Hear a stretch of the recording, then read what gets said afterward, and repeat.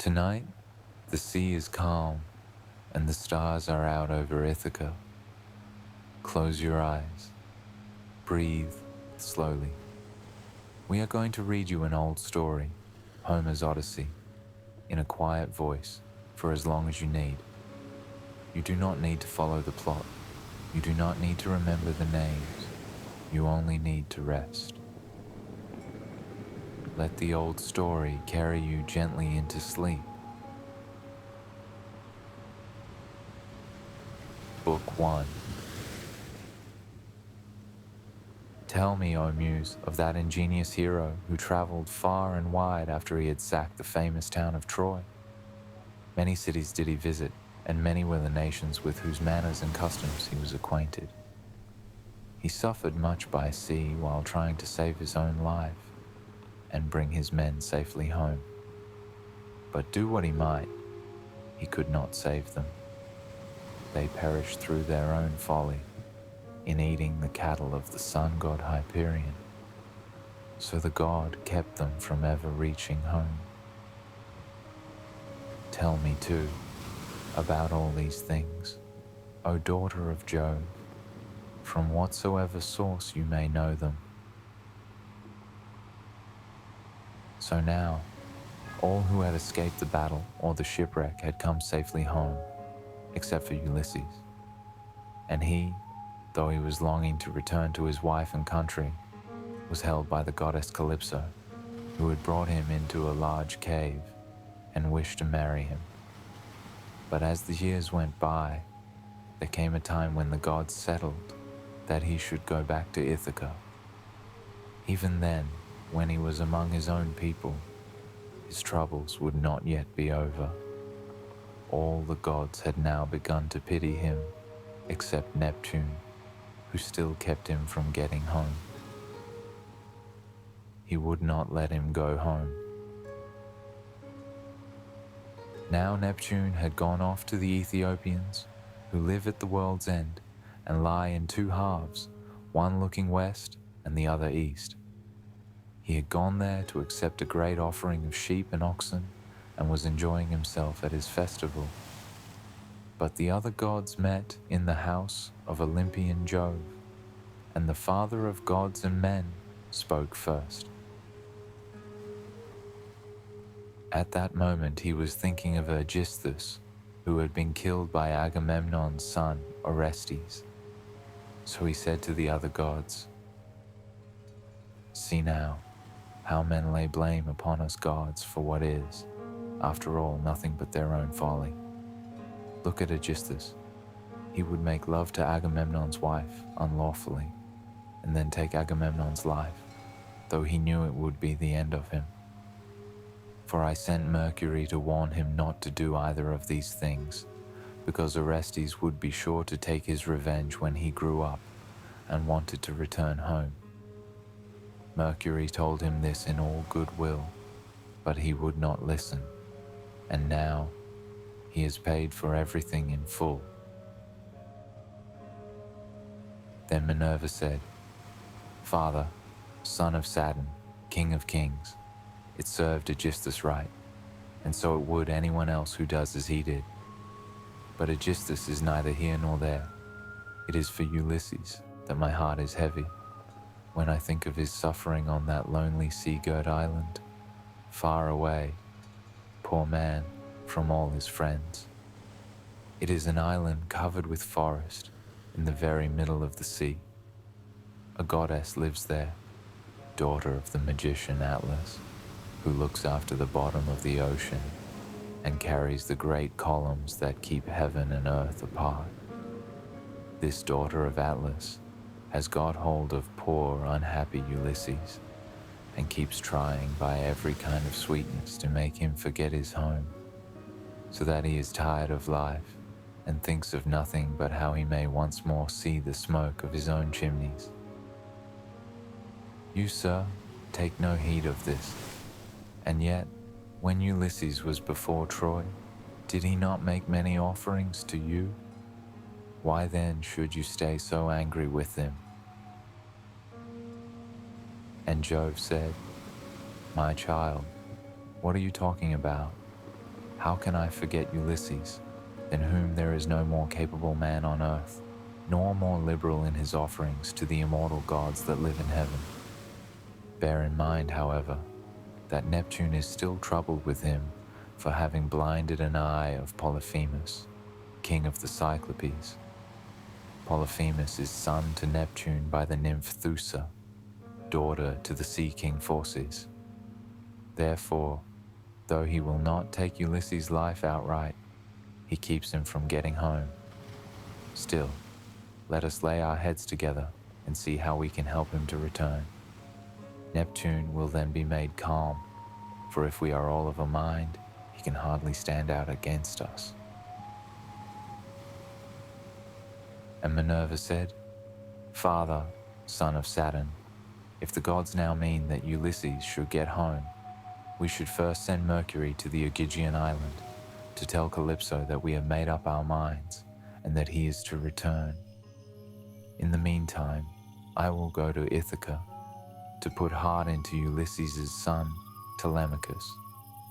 I will give him courage to call the Achaeans in assembly and speak to the suitors of his mother Penelope, who will not stop eating up his sheep and oxen.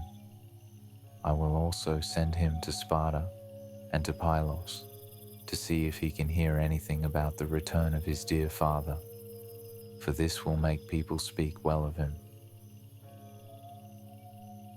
So saying, she bound on her glittering golden sandals, imperishable, with which she can fly like the wind over land or sea.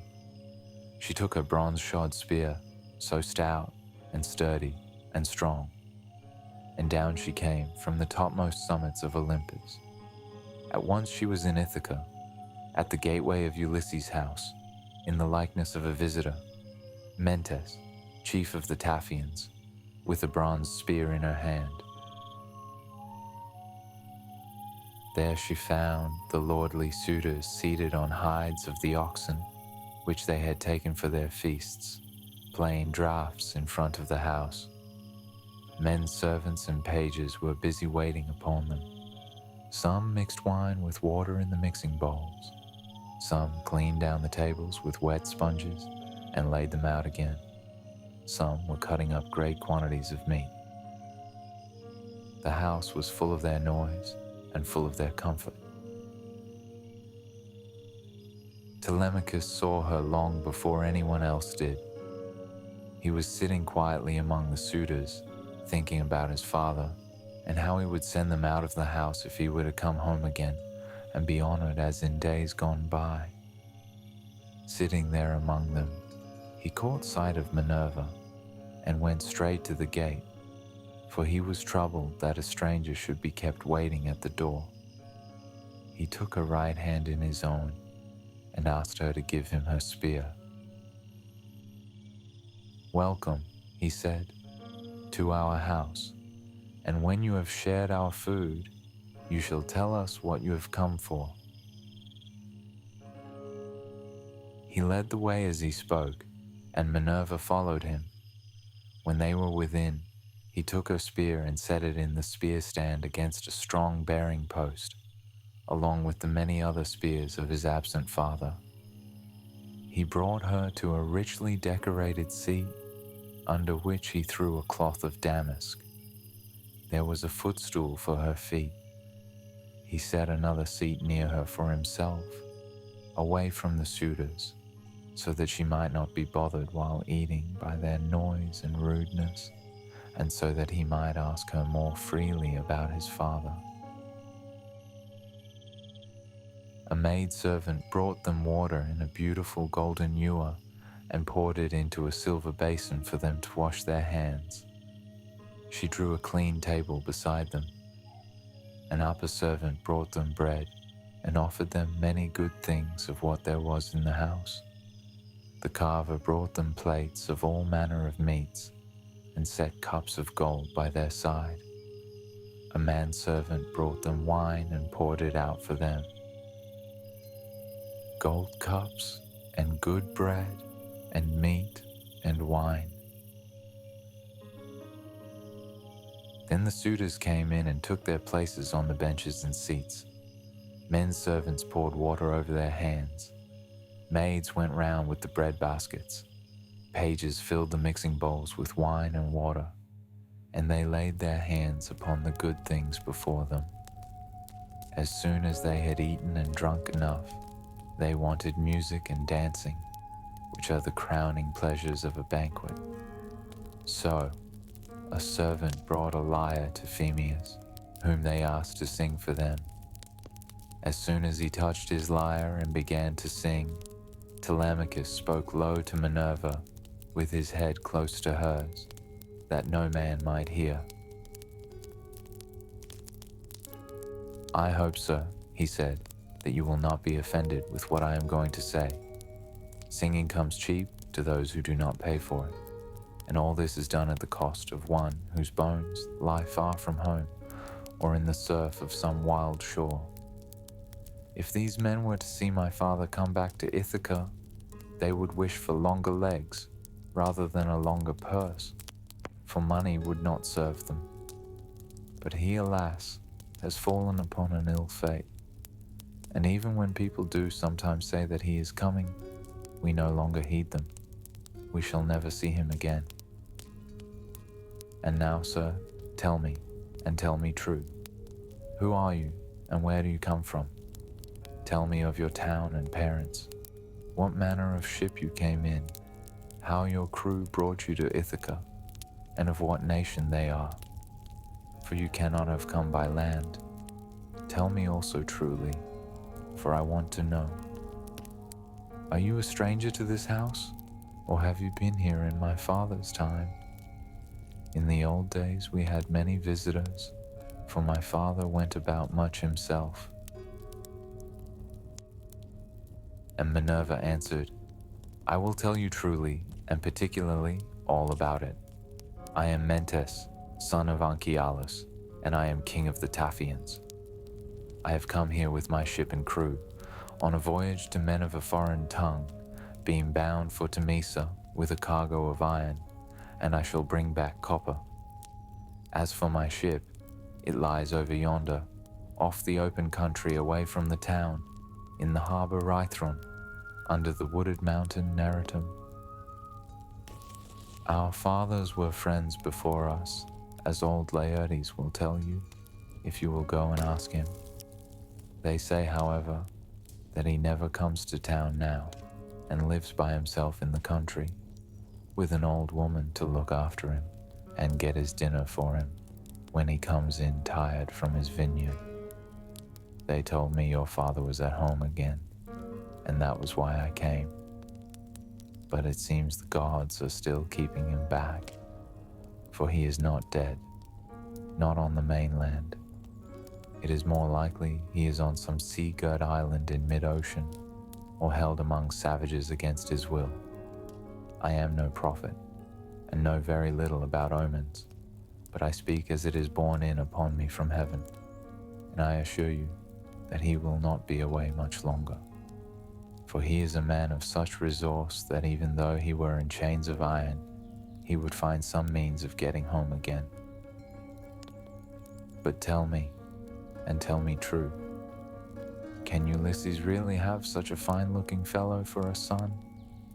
You are indeed wonderfully like him about the head and eyes, for we were close friends before he set sail for Troy, where the flower of all the Argives went also. Since that time, we have never either of us seen the other." "My mother," said Telemachus, "tells me I am son to Ulysses, but it is a wise child that knows his own father. Would that I were son to one who had grown old upon his own estates. For since you ask me, there is no more ill-starred man under heaven than he who they tell me is my father." And Minerva said, "There is no fear of your race dying out yet, while Penelope has such a fine son as you are. But tell me, and tell me true, what is the meaning of all this feasting, and who are these people? What is it all about? Have you some banquet, or is there a wedding in the family? For no one seems to be bringing any provisions of his own, And the guests, how poorly they are behaving. What a riot they make over the whole house. It is enough to trouble any respectable person who comes near them. Sir, said Telemachus, so long as my father was here, it was well with us and with the house. But the gods in their displeasure have willed it otherwise, and have hidden him away more closely than mortal man was ever yet hidden. I could have borne it better, even though he were dead, if he had fallen with his men before Troy, or had died with friends around him when the days of his fighting were done. For then the Achaeans would have built a mound over his ashes, and I should myself have been heir to his name. But now the storm winds have spirited him away, we know not where. He is gone without leaving so much as a trace behind him, and I inherit nothing but sorrow. Nor does the matter end simply with grief for the loss of my father. Heaven has laid other sorrows upon me. For the chiefs from all our islands, Dulichium, Same, and the woodland island of Zacynthus, as also all the principal men of Ithaca itself, are eating up my house under the pretense of paying court to my mother. She will neither say outright that she will not marry, nor yet bring matters to an end. So they are making havoc of my estate, and before long will do so also with myself. Is that so? Said Minerva. Then you do indeed want Ulysses home again. Give him his helmet, shield, and a couple of lances, and if he is the man he was when I first knew him in our house, drinking and making merry, these suitors would soon have reason to regret coming to his threshold. He was then coming from Ephyra, where he had gone to ask poison for his arrows from Ilus, son of Murmurus. Ilus feared the ever-living gods and would not give him any, but my father let him have some, for he was very fond of him. If Ulysses is the man he then was, the suitors will have a short wooing. But there, it rests with heaven to decide whether he is to return and set things right in his own house or no. I would, however, urge you to set about getting rid of these suitors at once. Take my advice. Call the Achaean heroes in assembly tomorrow morning.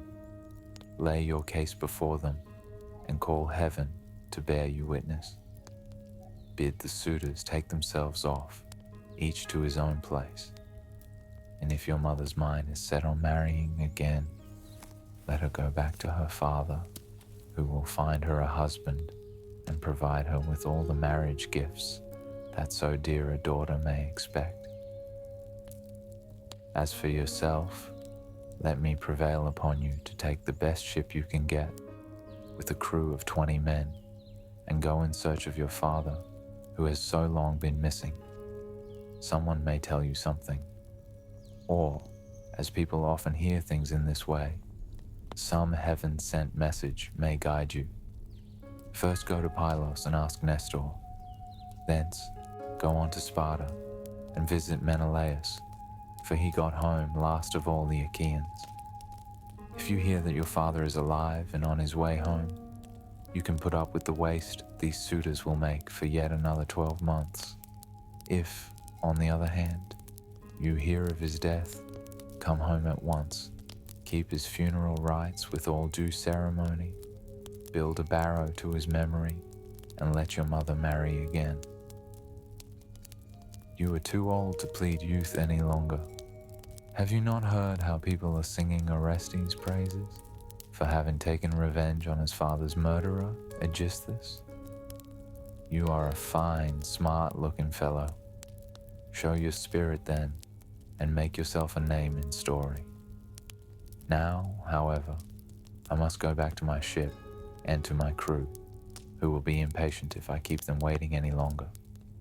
Think the matter over for yourself, and remember what I have said to you.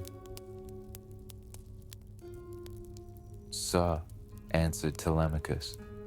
"It has been very kind of you to speak to me in this way, as though I were your own son, and I will do all you tell me. I know you want to be getting on with your voyage, but stay a little longer till you have taken a bath and refreshed yourself. I will then give you a present, and you shall go on your way rejoicing. I will give you one of great beauty and value, a keepsake such as only dear friends give to one another." Minerva answered, "Do not try to keep me. I would be on my way at once. As for any present you may be disposed to make me, keep it till I come again, and I will take it home with me. You shall give me a very good one, and I will give you one of no less value in return." With these words she flew away like a bird into the air, but she had given Telemachus courage and had made him think more than ever about his father. He felt the change, wondered at it, and knew that the stranger had been a god. A god had come into his house and was gone again. The house was quiet. The stranger was gone. So he went to where the suitors were sitting.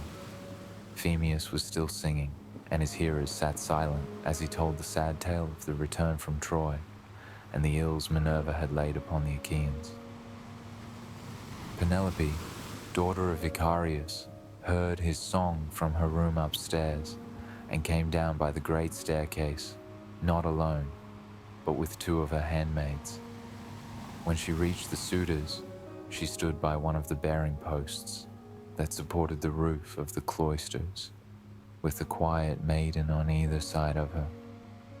She held a veil before her face and was weeping quietly. "Phemius," she said, "you know many another song of gods and heroes, such as poets love to celebrate. Sing the suitors some one of these, and let them drink their wine in silence. But stop this sad tale, for it grieves my heart and reminds me of my lost husband, whom I mourn without ceasing, and whose name was great over all Hellas and Middle Argos." "Mother," answered Telemachus, "let the bard sing what he has a mind to. Bards do not make the ills they sing of. It is Jove, not they, who makes them, and who sends good or ill upon mankind according to his own good pleasure. This man means no harm by singing the ill-fated return of the Danaans, for people always love the latest songs most. Make up your mind to bear it. Ulysses is not the only man who never came back from Troy. Many another went down as well as he. Go then within the house and busy yourself with your daily duties, your loom, your distaff, and the ordering of your servants, for speech is man's matter, and mine above all others, for it is I who am master here." She went wandering back into the house and laid her son's saying in her heart. Then, going upstairs with her handmaids into her room, she mourned her dear husband till Minerva shed sweet sleep over her eyes.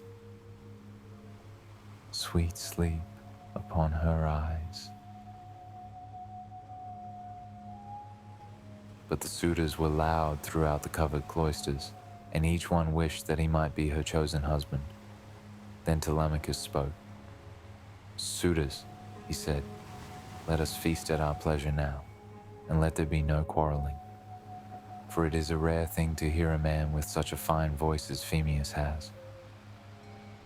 But in the morning, meet me in full assembly, that I may give you formal notice to depart and feast at one another's houses. Turn and turn about, at your own cost. If, on the other hand, you choose to keep on at the expense of one man, heaven help me, but Jove will reckon with you in full one day." The suitors bit their lips as they heard him and wondered at the boldness of his speech. Then Antinous, son of Eupeithes, said, "The gods seem to have given you lessons in fine talking. May Jove never grant you to be chief in Ithaca, as your father was before you." Telemachus answered, "Antinous, do not chide with me, but God willing, I will be chief too if I can.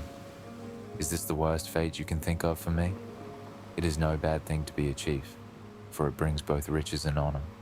Still, now that Ulysses is gone, there are many great men in Ithaca, both old and young, and some other may take the lead among them.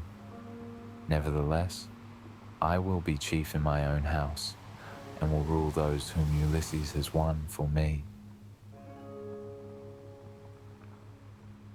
Then Eurymachus, son of Polybus, answered, "It rests with heaven to decide who shall be chief among us, but you shall be master in your own house and over your own possessions. No one, while there is a man in Ithaca, shall do you harm nor rob you. And now, my good fellow, I want to know about this stranger. What country does he come from? Of what family is he, and where is his estate?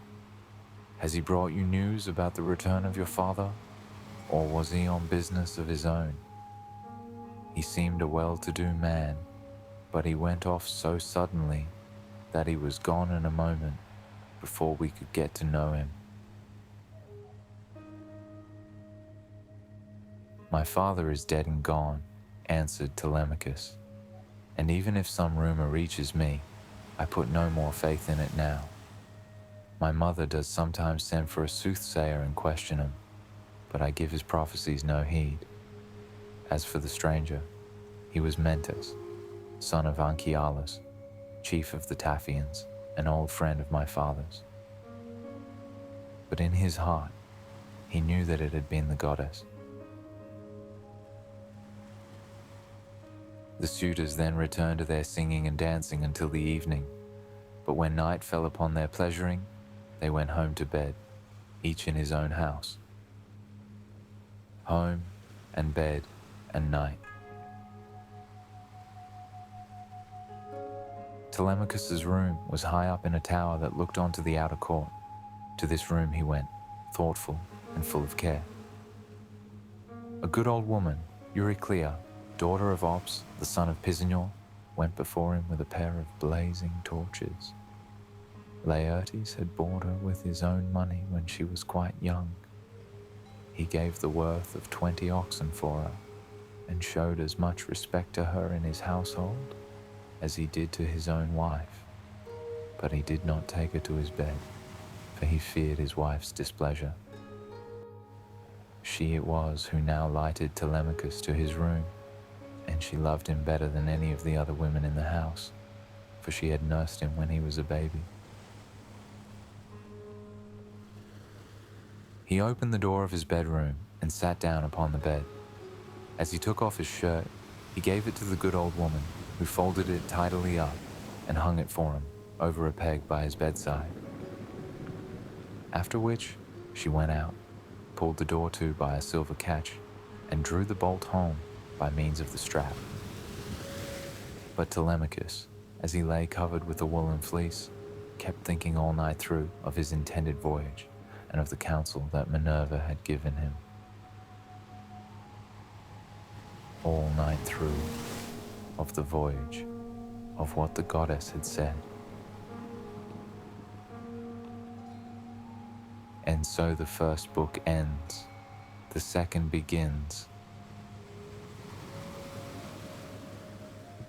Book 2.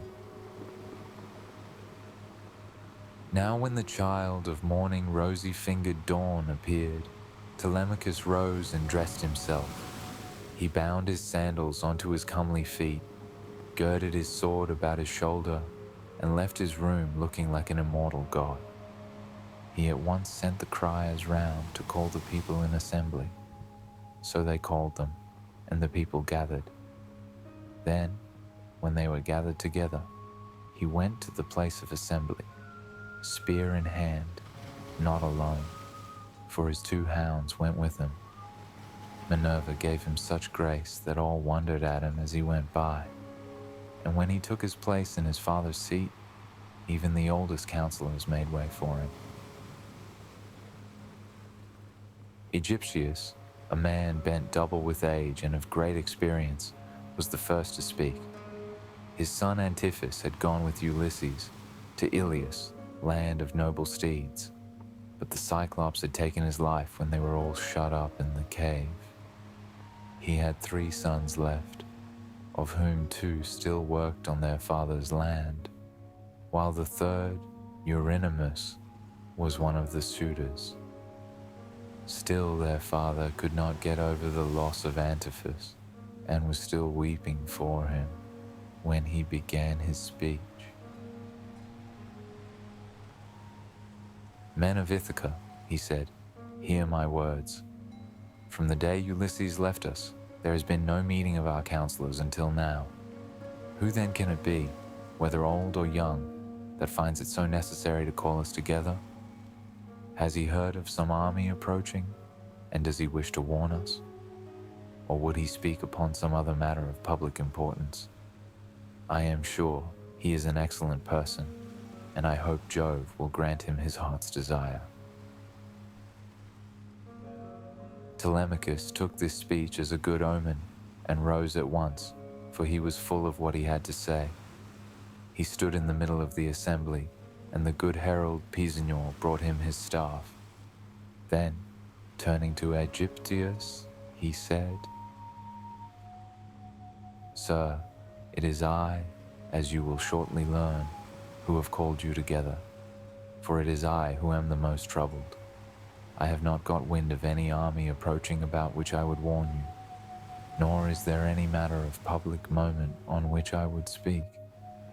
My grievance is purely personal, and turns on 2 great misfortunes which have fallen upon my house. The first is the loss of my excellent father, who was chief among all you here present, and was like a father to every one of you. The second is much more serious, and before long will be the utter ruin of my estate. The sons of all the chief men among you are pressing my mother to marry them against her will. They are afraid to go to her father Icarius, asking him to choose the one he likes best and to provide marriage gifts for his daughter. But day by day they keep hanging about my father's house, taking our oxen, sheep, and fat goats for their banquets, and never giving so much as a thought to the quantity of wine they drink. No estate can stand such recklessness. We have now no Ulysses to keep harm from our doors, and I cannot hold my own against them. I shall never all my days be as good a man as he was. Still I would defend myself if I had power to do so, for I cannot stand such treatment any longer. My house is being disgraced and ruined. Have respect, therefore, to your own consciences and to public opinion. Fear, too, the will of heaven, lest the gods should be displeased and turn upon you. I pray you by Jove and Themis, who is the beginning and the end of counsels, do not hold back, my friends, and leave me alone, unless it be that my brave father Ulysses did some wrong to the Achaeans, which you would now avenge on me by aiding these suitors. Moreover, if I am to be eaten out of house and home at all, I had rather you did the eating yourselves, for I could then take action against you to some purpose. But now I have no remedy." With this, Telemachus set his staff down and let tears come. Everyone was very sorry for him, but they all sat still, and no one would make him an angry answer, save only Antinous, who spoke thus: "Telemachus, how can you try to throw the blame upon us suitors? It is your mother's fault, not ours, for she is a very clever woman. This 3 years past, and close on 4, she has been driving us out of our minds by encouraging each one of us, and sending him messages without meaning one word of what she says.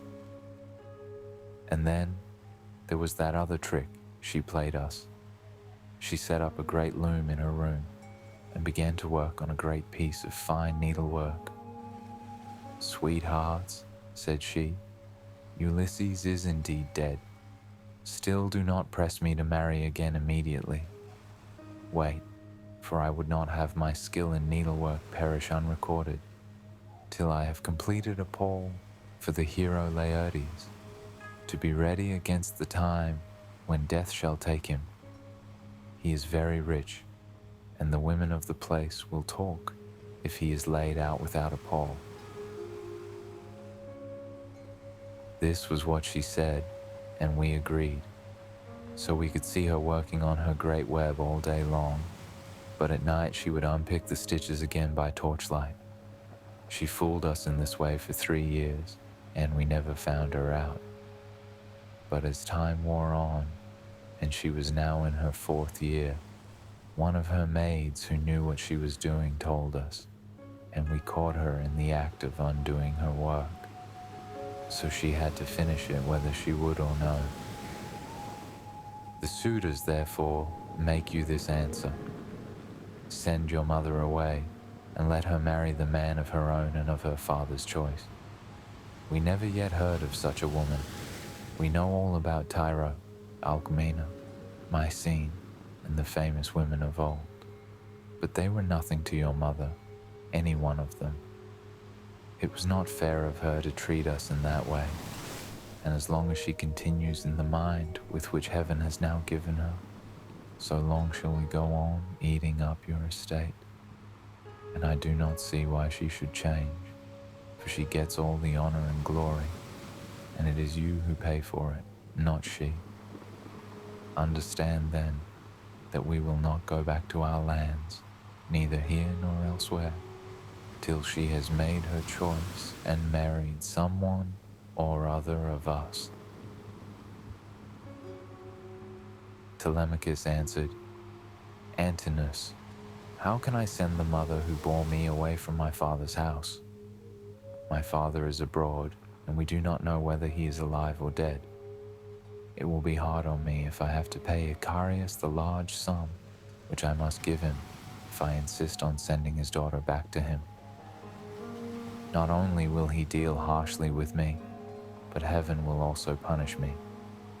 For my mother, when she leaves the house, will call on the Erinyes to avenge her.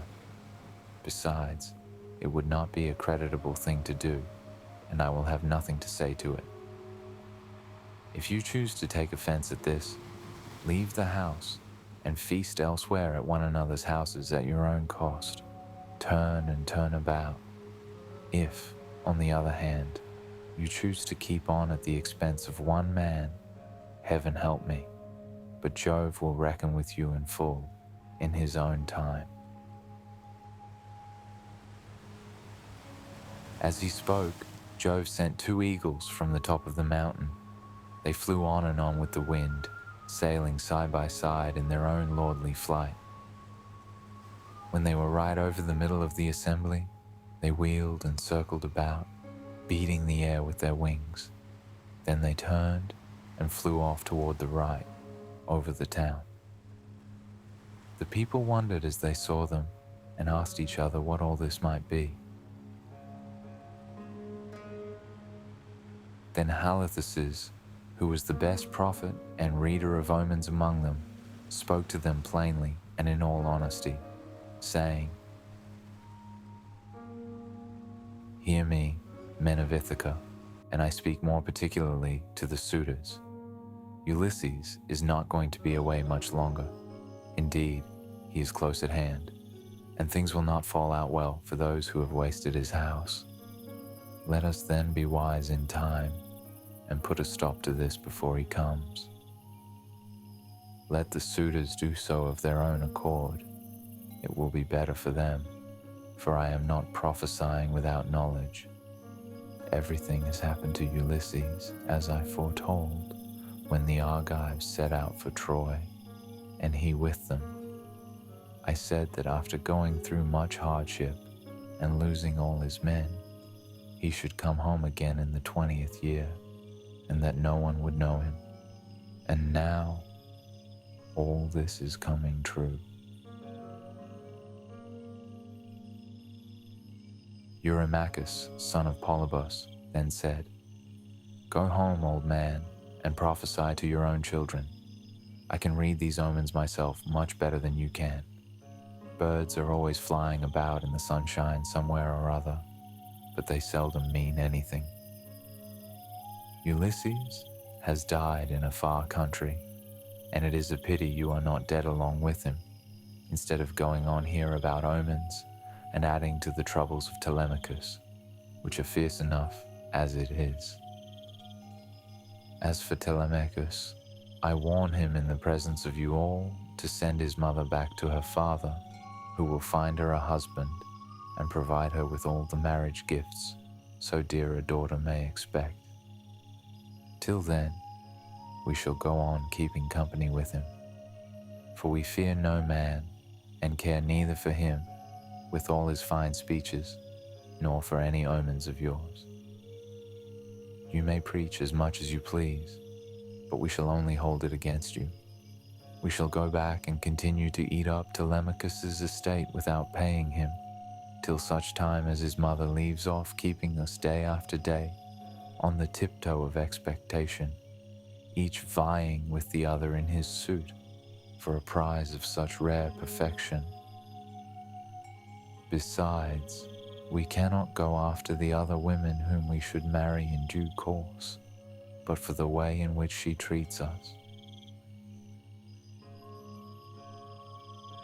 Then Telemachus said, "Eurymachus, and you other suitors, I shall say no more, and entreat you no further, for the gods and the people of Ithaca now know my story.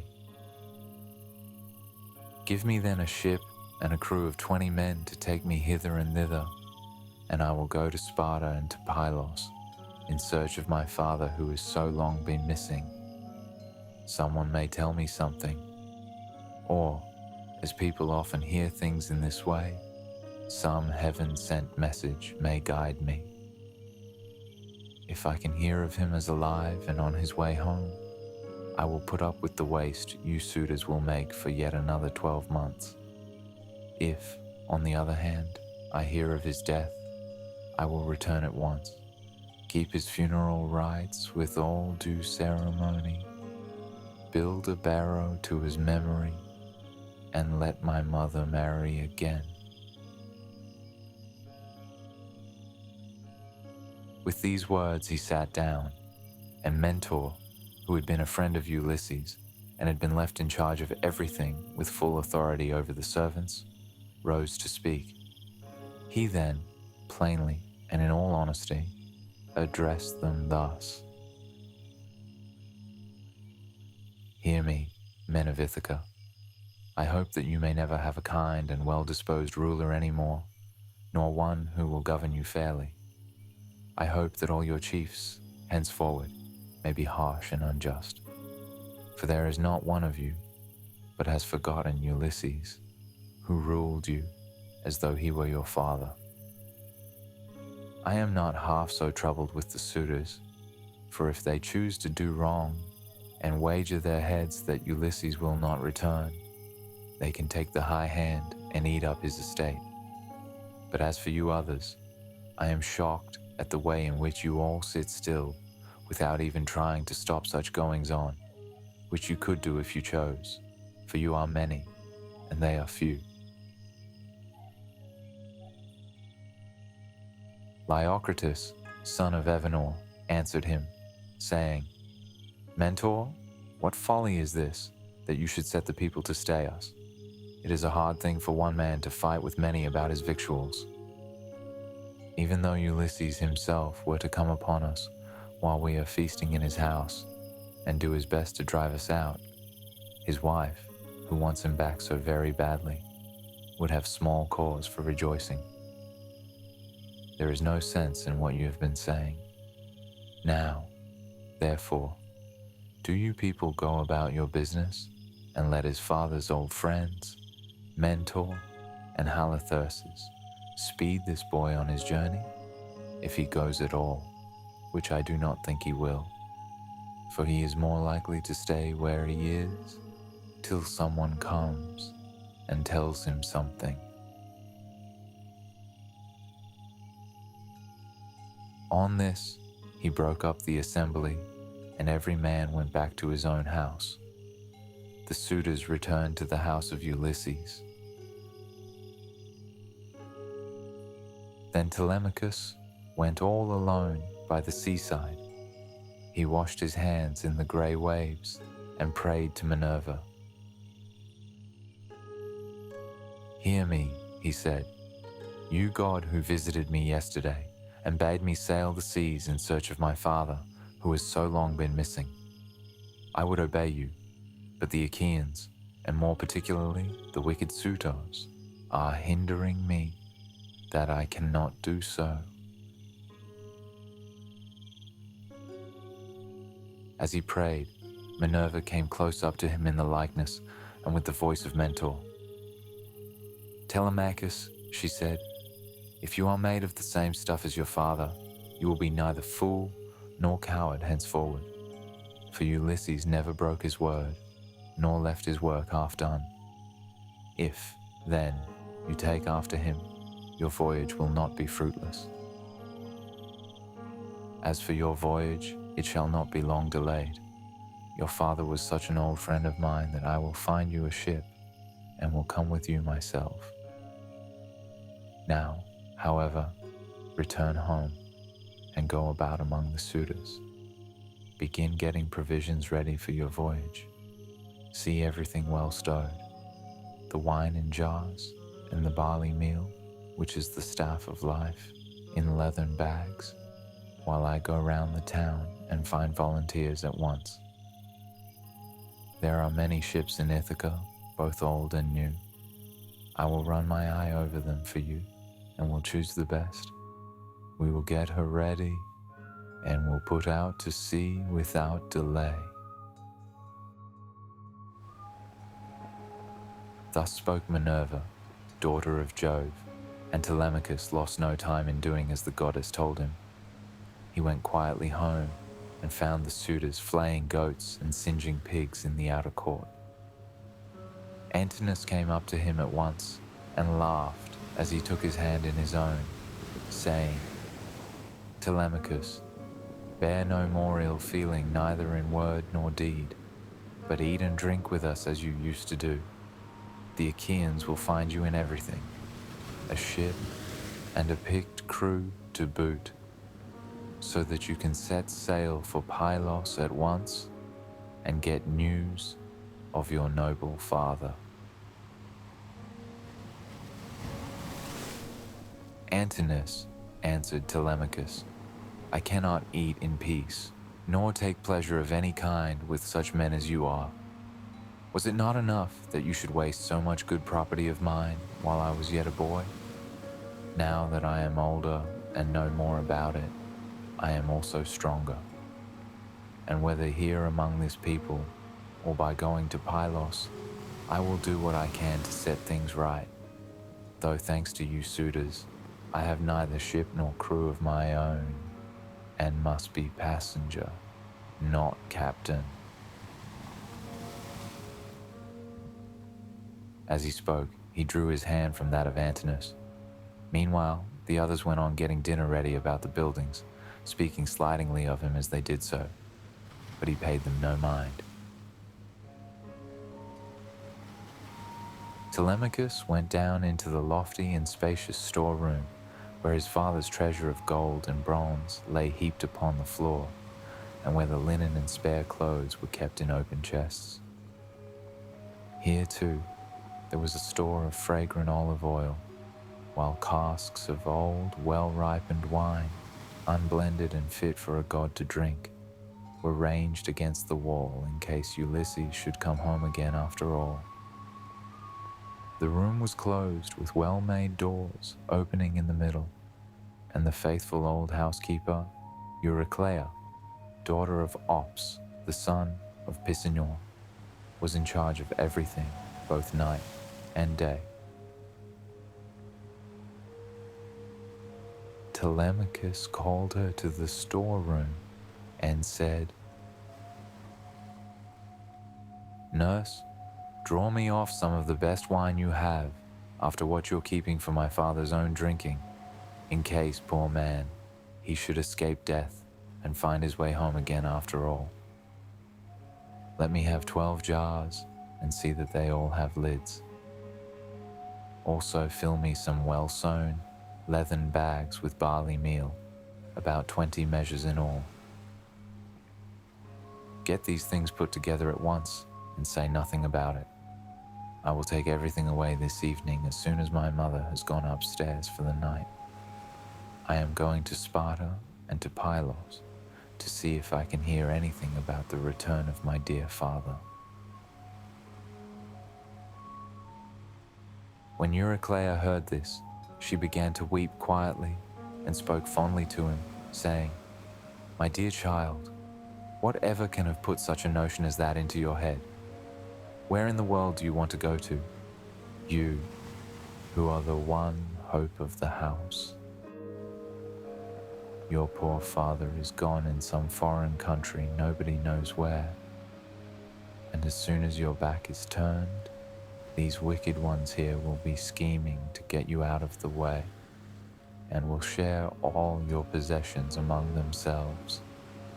Stay where you are among your own people, and do not go wandering and worrying your life out on the barren ocean." "Fear not, nurse," answered Telemachus. "My plan is not without heaven's will, but swear that you will say nothing about all this to my mother till I have been away some 10 or 12 days, unless she hears of my having gone and asks you, for I do not want her to spoil her beauty by weeping." The old woman swore most solemnly that she would not, and when she had completed her oath, she began drawing off the wine into jars and getting the barley meal into the bags. 12 jars of wine, 20 measures of barley meal, leathern bags well sewn, a store of olive oil, all quietly, all in good order. While Telemachus went back to the suitors, then Minerva thought of another matter. She took his shape and went round the town to each one of the crew, telling them to meet at the ship by sundown. She went also to Omen, son of Phronius, and asked him to let her have a ship, which he was very ready to do. When the sun had set and darkness was over all the land, she got the ship into the water, put all the tackle on board her that ships generally carry, and stationed her at the end of the harbor. Then the crew came up, and the goddess spoke encouragingly to each of them. Furthermore, she went to the house of Ulysses and laid a deep sleep upon the suitors. She caused their drink to make them heavy, so that their cups slipped from their hands, and instead of sitting over their wine, they went back into the town to sleep, with their eyes heavy and full of drowsiness. Heavy and full of sleep. Then she took the form and voice of Mentor and called Telemachus to come outside. "Telemachus," she said, "the men are on board and at their oars, waiting for you to give your orders, so make haste and let us be off." On this she led the way, and Telemachus followed in her steps. When they got to the ship, they found the crew waiting by the waterside. And Telemachus said, "Now, my men, help me to get the stores on board. They are all put together in the cloister, and my mother does not know anything about it, nor any of the maid servants except one. With these words he led the way, and the others followed after. When they had brought the things as he told them, Telemachus went on board. Minerva went before him and took her seat in the stern of the vessel, while Telemachus sat beside her. Then the men loosed the hawsers and took their places on the benches. Minerva sent them a fair wind from the west that whistled over the deep blue waves. Then Telemachus told them to catch hold of the ropes and hoist sail, and they did as he told them. They set the mast in its socket in the cross-plank, raised it, and made it fast with the forestay. Then they hoisted their white sails aloft with ropes of twisted ox hide.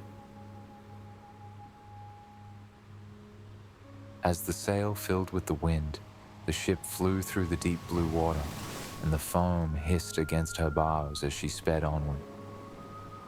Then they made all fast throughout the ship, filled the mixing bowls to the brim, and made drink offerings to the immortal gods that are from everlasting, but more particularly to the grey-eyed daughter of Jove. Thus, then, the ship sped on her way through the watches of the night from dark till dawn. Through the watches of the night, from dark till dawn.